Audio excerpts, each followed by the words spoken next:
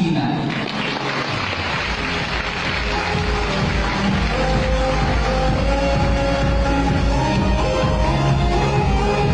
Thank you.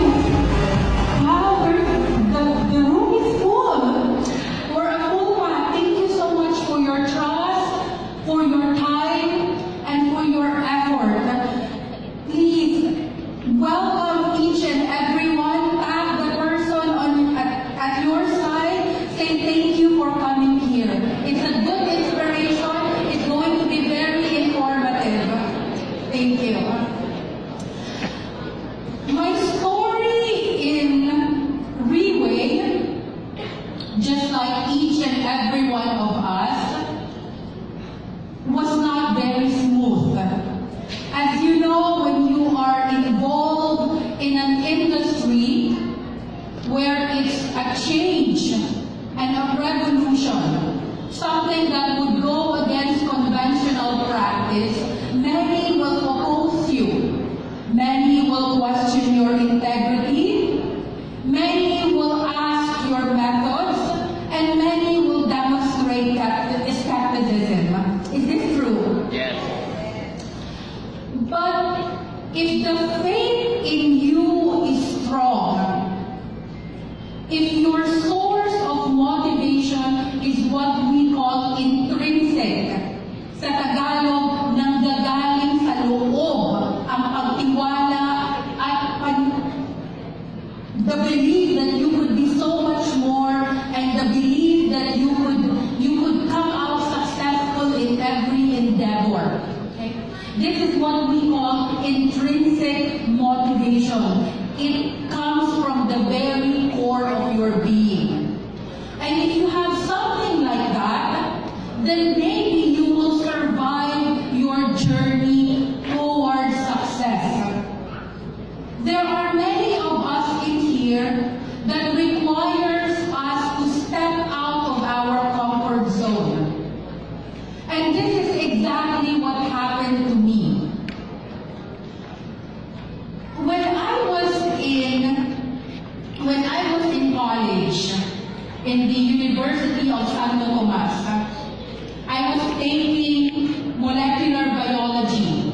My thesis was on DNA. It was very, very early at that time. We were pioneering in the study of genetics.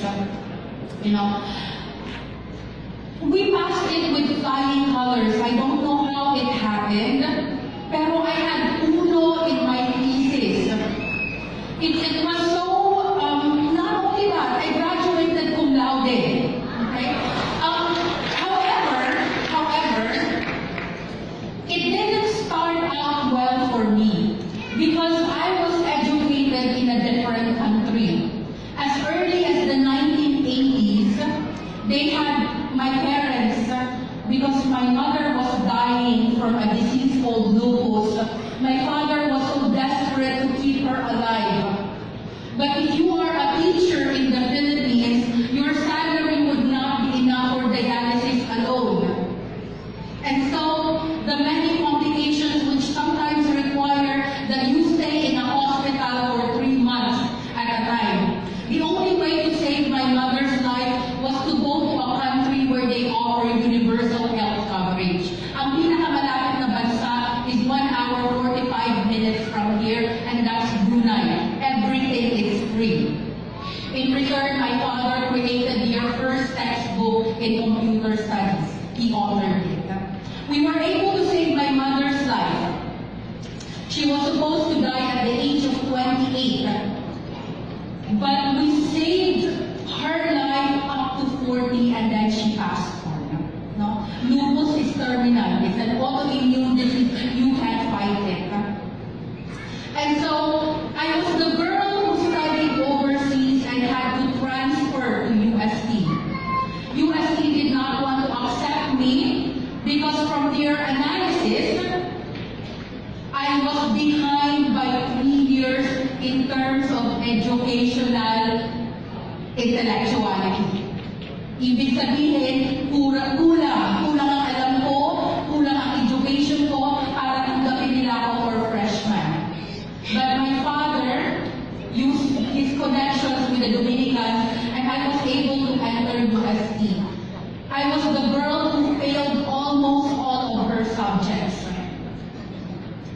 during freshman. But because I learned to adapt, I learned to evolve, I learned to believe in myself, and I worked, I studied with people who are a lot smarter than me, a lot more gifted, a lot more kinder, and a lot more persevered, I made it through college. You know, ladies and gentlemen, freshmen in medicine, there were 64 of us, only 14 graduated. Okay? So, ladies and gentlemen, it didn't end there. It didn't end there. I thought about my mother a lot when she passed, especially when the doctor diagnosed after I graduated that I have lupus. Alam niyo ba, ang lupus ay namamana ng eldest daughter 90% of the time. Think of Chris Aquino. Think of Selena Gomez. Think of Avril Lavigne. And I know someone in operation who had lupus as well. These are very terminal diseases and it requires money. And so when your autoimmune system is messed up, the doctor will usually give you 10 years to live from the diagnosis. And my laboratories, they're very, very chaotic. If we could go to the next slide. My laboratory from the Ministry of Health in Brunei showed that I was positive for malignant tumor. It's different from goiter. Ang goiter lumalaki. The malignant tumor is very, very cancerous. And I was in a chemo, I was in a pill, a white pill, that I had to drink for many, many years. You know, when I met my partner in life that was 12 years ago, he used to throw away my sleeping pills, and I was addicted to it, you know. I had one entire bag of sleeping pills together with my chemo. And he told me that if you want to have a relationship with me, you will not drink that. So he threw it out the window. And that was the last time I saw a sleeping pill. But after that, he asked me to try Pure Tear. Pure Tear was introduced to him by Pegasus Alanka back in Brunei in 2015. At that time, he was the one suffering from prostate. Prostate, as you know, it's a wear and tear for men, you know. If you notice that you often go to the toilet, or you lose libido, erection does not really happen for more than 5 minutes, it's very painful to urinate, there's like a burning sensation, don't be afraid to see a urologist. Kasi 8 out of 10 male will suffer from inflammation or complication of the prostate. And so my husband was no different. But when he started, 50 ang PSA niya, ang normal ay 0. Anything more could mean that it's cancer. Pero yung ganun kalaki, bumagsak ng 1.57 in 6 months, ladies and gentlemen. So when it went okay with him, he decided to let me try Pure Tear. Although you can ask Eric, it was very difficult to convince me to try. Because being in the medical field, you question a lot. Tama? You question the thousands and thousands of pesos dedicated in the industry of stem cell. You question how it works. Now, ladies and gentlemen, this is how stem cell work. When your body is damaged, when you have organs that are malfunctioning, and it will happen. It's not a question of if mangyayari, it's a question of when, kailan, no? And you better be prepared when that happens. Now, when something is wrong, your bone marrow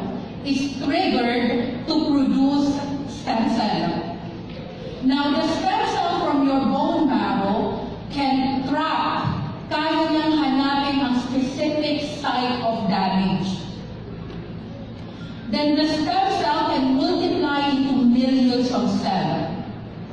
And number 3, the stem cell can transform into any type of tissue the organ needs to repair itself. So that is the job of the stem cell that is produced by your bone marrow.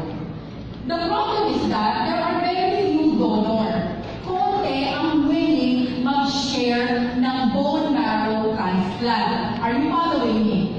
Because they would drill a hole and it would cost millions. Last I heard in Manila doctors and St. Luke's, it was 1.2 million up to 2.75 million. No? So, the world, as it is very technologically advanced. We find ways, parang BDO lang, no? We find ways. There are now advancements in technology that could mimic how the stem cell works, but cheaper. Instead of bone marrow, they will find it from placenta. That is why we have pure tear placenta. The stem cells are extracted from the placenta itself. Okay? So, it became a lot cheaper. I mean, you compare that with a regular clinical injection of 45,000. You compare one capsule of pure tear at 350 pesos, panalo ka na. Why? Almost the same properties.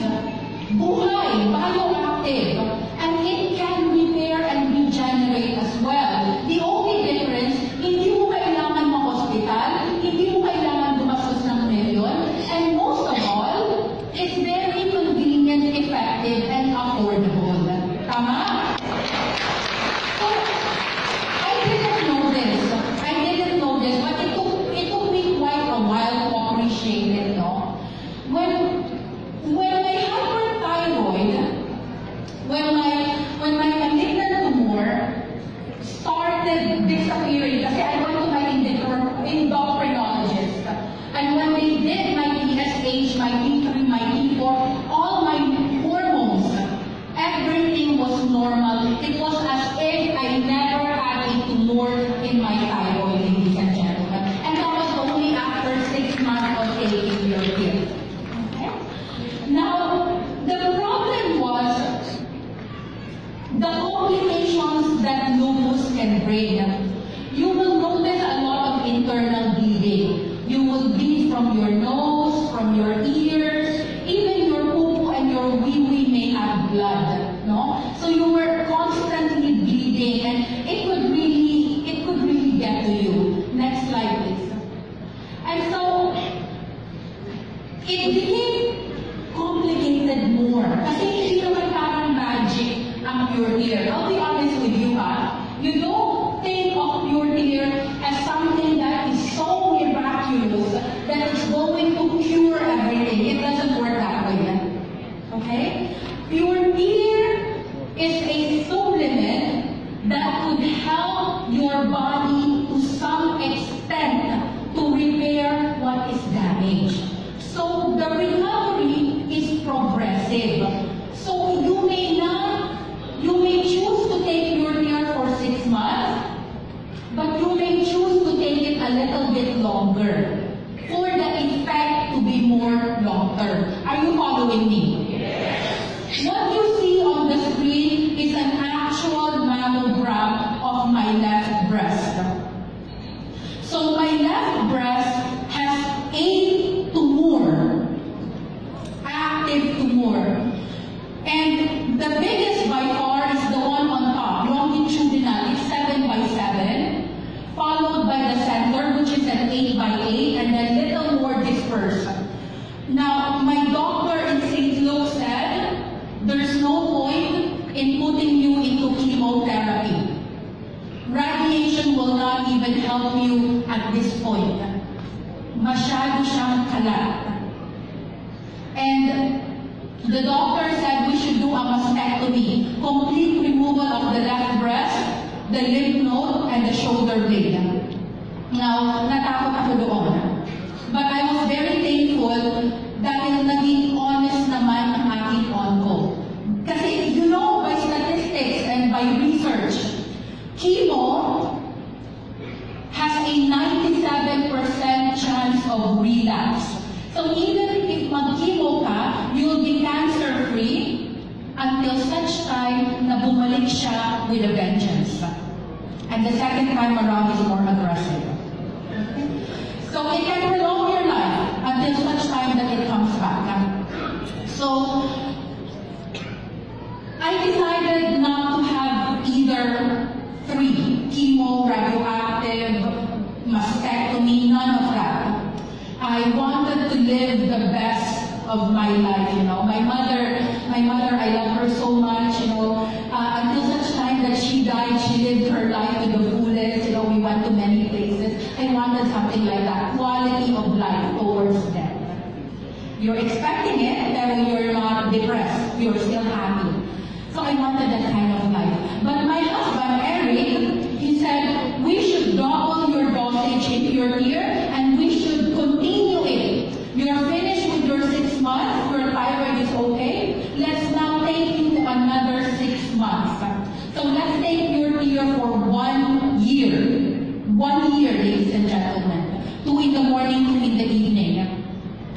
And exactly July 17, 2017 in UERM, when they did a contrast of the mammogram, they could not find a single tumor in my life. And when they did a contrast, you can see with the circle, the conclusion was early breast cancer, and that was in 2015. Next slide, please. 2017, assessment category 1, negative cancer on both breasts. So, ladies and gentlemen, this kind of second life, you cannot be selfish in life. You know, I always believe that we are all interdependent. We're connected in one way or another. And whatever blessings we receive, we should share it to many people. Kasi how many do you know are suffering from diseases? From the statistics earlier by the World Health